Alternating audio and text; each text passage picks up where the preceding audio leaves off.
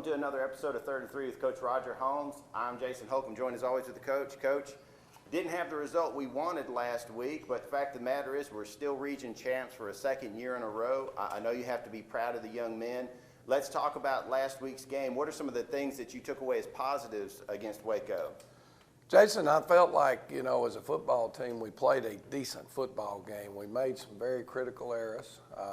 We did not execute real well in the kicking game again. We had a block extra point. We had a couple of kickoffs out of bounds. We muffed a punt, which gave them the short field, and they scored to take the final lead in the game. We had a kickoff return for a touchdown, and we ended up with a block in the back. So we made it, we made several mistakes that you can't afford to make, obviously, once you get into playoffs. And Waco was a very solid team. We knew that. So. They stumped their toe the week before they played us. I think they were probably looking ahead. We had a couple of young men that were not able to participate in last Friday night's game. We should have them back this week. Hope to have everybody healthy, obviously, going into the playoffs. But it's a tough loss. But at the end of the day, like you mentioned, our young men have accomplished a great deal this year. To be region champs is no small feat in our region. I think our schedule, we've played 6 teams that have been ranked in the top 10 out of our 10 games, which is a formidable schedule and one we hope that's going to get us ready for the playoffs.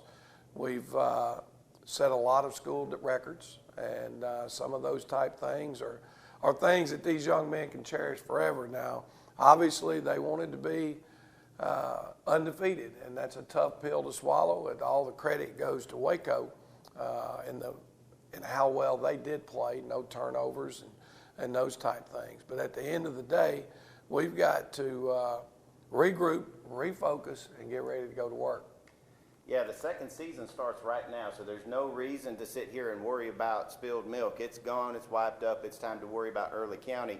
And the fact of the matter is, Coach, with Early County, these guys are no slouches. 5-5 is the record, but anybody who knows that South Georgia football, it doesn't matter. All those records are out the door. Everybody's 0-0 this week, and I know that you're already getting these boys ready and focused on what to do with Early. What do we have to do against the Bobcats to secure a second round berth? Well, I think we've got to execute. We've got to take care of the football. We don't need to create penalties. Defensively, gosh, they run to the ball. They're very physical. They've got a linebacker that plays for them, 47, that if I were voting for All-State based on the film that I've had a chance to see, that young man would definitely get my vote. They've got good size up front. I think both their defensive ends, or when they're playing them both at the same time, number 9 and number 10, are about 6'4". They've got another 6'3", about a 280-pound defensive lineman. I don't know why they're 5-5. Other than that's a heck of a football region down there. And yes, it is. It's not a big region, so they're having to play a lot of non-region games, and people don't just voluntarily go jump on Region 1. And so anytime we've matched up with Region 1 over the years, I think back to our games against Cook, our games against Thomasville, our games against Brooks County, our games against I was trying to think. There was one more down there, I think, that we've had to match up with in the past. You always know when you play them, it doesn't matter what their seed is. You're in for a battle, and we know that this coming Friday night. It's going to be smash mouth football, and that's why we need everybody to fill up the Shamrock Bowl this Friday. There's no one guarantees that there's going to be a game next week. The only guarantee we have is this Friday night at 7:30, and we hope that you guys will come out. Weather's looking like it's going to be gorgeous, perfect football weather. It's going to be crisp.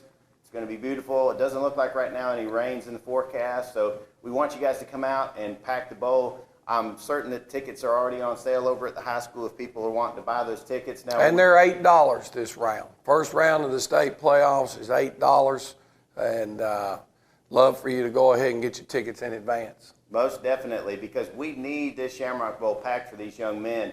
They have an opportunity to do something special if they put everything together, and we hope that they will. Coach, when we talk about special things, you mentioned earlier about some records, and this year was special in that we had 3 1,000-yard rushers in the season, and I don't know in Dublin football history that we've ever accomplished that. I don't have all the records or Mr. Tanner on the line right now to be able to confirm that, but I know that it's not just 3 players running for 1,000 yards. You said at the beginning of this year that we had the biggest, strongest offensive line that we've had during your tenure. Talk about what it's been like to have all of those young men playing at such a high level. Well, you know, when we talked yesterday as a football team, our offensive line deserves a lot of credit, and there's no question about that. When we talk about it as an offensive line, you know, reality is now you wouldn't be getting all your acclaim if it weren't for those 3 running backs. But the other side of that, those 3 running backs wouldn't be getting any acclaim if there weren't for those offensive linemen. So I think it's just a beautiful mix between the backs and the receivers, or backs and the offensive line. But at the end of the day, that is a pretty special deal to have 3 different running backs all break 1,000 yards, and that was done within the 10-game regular season. Right. That didn't go on and extended. I don't know that I've ever had 3 backs over 1,000. I'd have to go back and look, because 05, 06 teams, We were real close. they may have been, but I know they didn't get it in the regular season. Right. So that's a good testament. But you know, at the end of the day, none of that matters now. Everybody's 0-0. Yep. Everybody's loaded up and ready to play, and we've got to be able to compete at a high level. That's exactly right, and I couldn't be more excited at this. Every time the playoffs come around, you always talk about wanting to play your best football in Game 11. Well, here we are. Here we are. It's Game 11, and they're only going to get tougher each week, so the hope is that you'll be able to come out here and support these Irish and help them get a victory over a quality Early County team. But before we close out, Coach, we can't close out this first playoff edition without having to mustache you a question. Let's have it.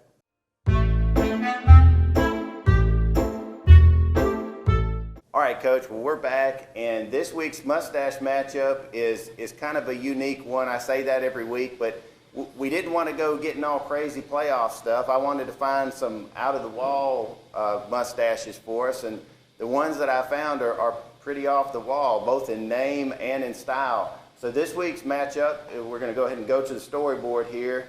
We've got former strength and conditioning coach for the University of Georgia, Aaron Feld. He's got that nice old school. Yeah, he's done a little work with that one.